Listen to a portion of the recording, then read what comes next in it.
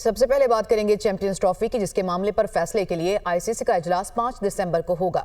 آئی سی سی کے on line اجلاس میں دیگر ممبران بھی شریک ہوں گے۔ اسی سے متعلق مزید معلومات حاصل کریں گے نمائندہ دنیا نیوز اویس عباسی نے ہمیں جوائن کیا۔ جی اویس، کیا ڈیٹیلز ہیں مزید؟ جی بالکل، دیکھیے اہم میٹنگ ہونے جا رہی ہے جس میں آئی سی سی چیمپئنز ٹرافی کے حوالے سے فیصلہ ہوگا کہ یہ پارٹنرشپ ماڈل کے تحت کھیلی جائے گی، ہائبرڈ ماڈل کے تحت کھیلی جائے گی۔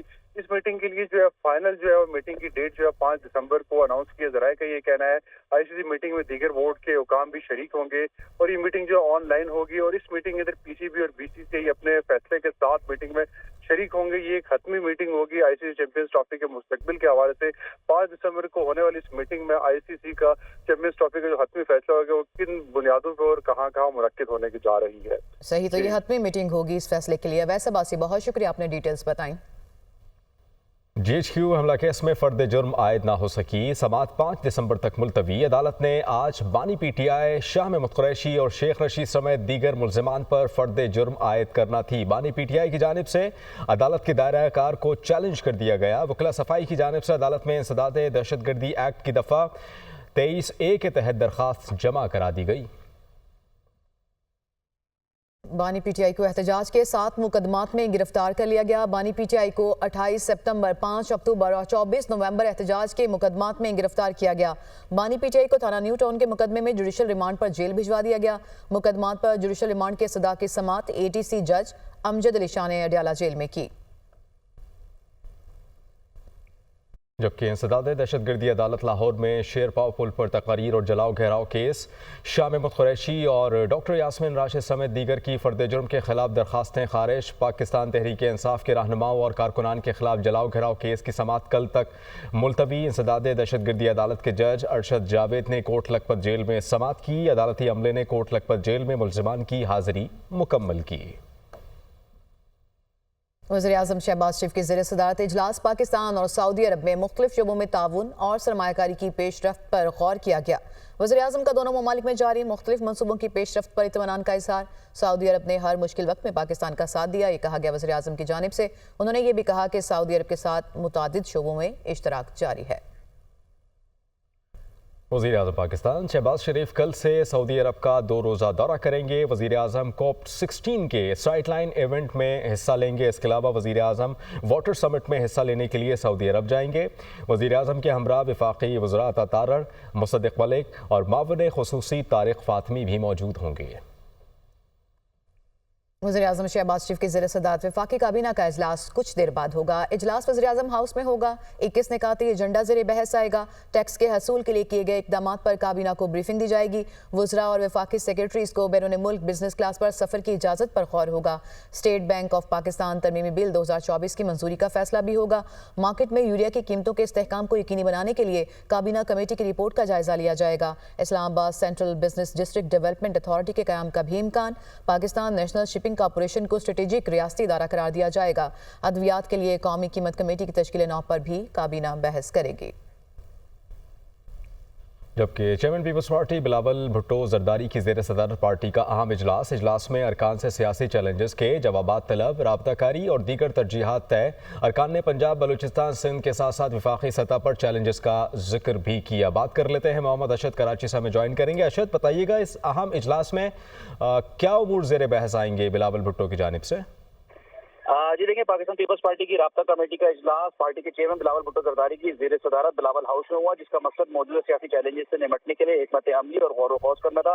اراکین نے سینٹرل پنجاب، جنوبی پنجاب، بلوچستان اور سندھ سمیت وفاقی سطح پر سیاسی پالیسی اور ترقیاتی چیلنجز سے متعلق اپنے جاری اور حل طلب مسائل پر بات چیت کی۔ پالیسی معاملات جیسے کہ سیلاب زدہ علاقوں کی بحالی، پانی کے انتظام کے تنازعات، زراعت اور ڈیجیٹل معیشت کو درپیش چیلنجز اور عوامی وفاقی قانون سازی پر بھی تفصیلی گفتگو کی گئی۔ وفاقی حکومت سے متعلق تحفظات کے حوالے سے سیاسی پالیسی اور قانون سازی کے معاملات پر بھی وہ مشاورت کی گئی اور وعدوں پر عمل درآمد نہ ہونے کو اہم رکاوٹوں کے طور پر نشاندہی کی گئی۔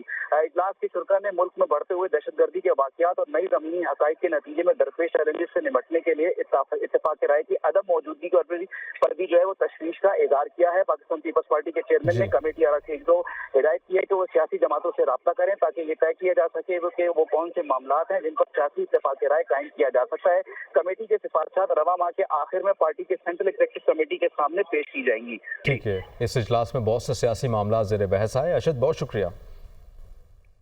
वज़ीर आला खैबर पख्तूनख्वा अली गंडापुर की ज़ेर सदारत काबीना का 18वां इजलास से इजलास को करम के मसले के हल के लिए सूबाई हुकूमत के लाहे अमल पर ब्रीफिंग। और करम में मुख्तलिफ वाक़यात में अब तक 133 कीमती इंसानी जानों का ज़या हुआ, 177 अफराद ज़ख्मी हुए। मसले के पुरअमन और पायदार हल के लिए ग्रैंड जिरगा तश्कील दिया जाए। ये जिरगा इलाके में अमन की मुकम्मल बहाली तक वहाँ क़याम करेगा। वज़ीर आला अली गंडापुर ने कहा कि करम के मसले को हल करने के लिए ग्रैंड जिरगा जल्द इलाके का दौरा करेगा। जिरगा तब तक इलाके में रहेगा जब तक वहाँ मुकम्मल अमन कायम नहीं होता। लोगों की आमदोरफ्त के लिए शाहरा को महफूज बनाने के लिए जरूरी इक़दाम किए जाएं। और अब कुछ दीगर खबरें। मौजूदा कर्ज प्रोग्राम मुकम्मल करने के लिए IMF के टोटल 42 निकात पूरे करना होंगे। IMF का मार्च से जून तक ज़र मुबादला ज़खायर 3 माह के दरामदी बिल के बराबर लाने का भी मुतालबा। बात करने के लिए इस्लामाबाद से ज्वाइन करेंगे मुदस्सिर अली राना। मुदस्सिर, क्या बताएंगे इस मुतालिक? देखें, जो IMF का मौजूदा कर्ज प्रोग्राम है इसको पूरा करने के लिए IMF की जानिब से 42 बेंचमार्क हैं जो कि पाकिस्तान को फुलफिल करना होंगे।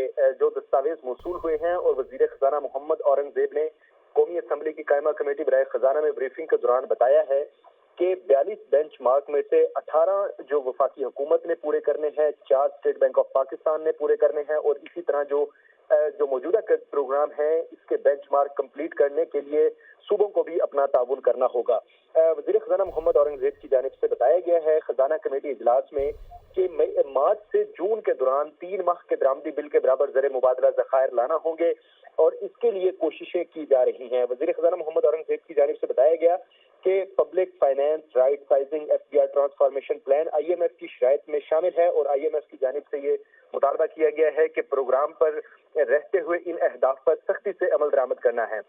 नवीद कमर की ज़ेर सदारत कौमी असम्बली की कायमा कमेटी बराए खजाना इजलास में वज़ीर खजाना मोहम्मद औरंगजेब का कहना था कि गुज़श्ता 14 माह के दौरान मुल्की मईशत में मैक्रो इकनॉमिक इस्तेहकाम आया है और मुल्क में इस वक्त जो महंगाई है इसको फर्दर कम करने के लिए मिडल मैन का जो रोल है उसको कम करने की जरूरत है और इसी इजलास में ये स्ट्रेटेजी तैयार की जा रही है कि जो मिडल मैन का किरदार है उसको कम करने के लिए क्या इक़दाम किए जा सकते हैं।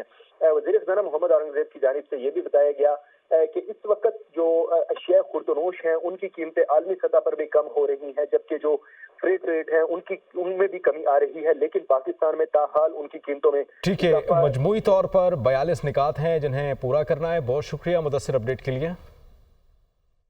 बात करें कुछ महंगाई की तो गुज़िश्ता माह के दौरान सालाना बुनियादों पर महंगाई की शरह 4.9% की सतह पर रिकॉर्ड की गई और इदारा शुमारियत के मुताबिक अक्टूबर के दौरान महंगाई की शरह 7.2% की सतह पर रिकॉर्ड की गई थी।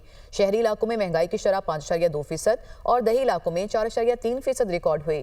गुज़िश्ता माह के दौरान दालें, अंडे, टमाटर, आलू, कुकिंग ऑयल महंगी होने वाली अशिया में शामिल रहे जबकि ड्राई फ्रूट, गंदम का आटा, मिल्क पाउडर समेत दीगर अशिया की कीमतों में भी इजाफा हुआ।